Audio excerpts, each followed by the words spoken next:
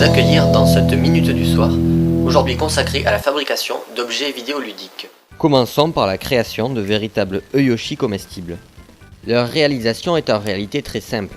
Il suffit d'apposer 2 couches de peinture blanche et de dessiner par la suite quelques points verts pour obtenir le résultat désiré.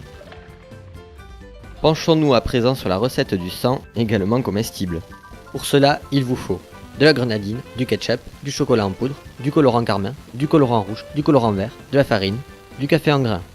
On verse une certaine quantité de ketchup que l'on met à chauffer avant d'ajouter la même quantité de grenadine. On mélange, on rajoute du chocolat en poudre tamisé et du colorant carmin ou à défaut du colorant rouge. Une dose supplémentaire de colorant liquide peut être parfois utile. On touille, on rajoute un peu de farine. Pour obtenir du sang de zombie, on peut rajouter du colorant vert et du café en grains. Voilà le résultat.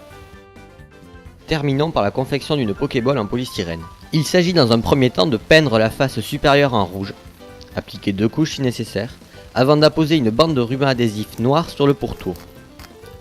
Un petit rond découpé dans le même ruban, complété par une touche de correcteur liquide et une éventuelle couche de vernis, viendront achever la fabrication de la Pokéball dans un deuxième temps. Pour plus de renseignements sur d'autres accessoires, n'hésitez pas à nous contacter. Bonsoir.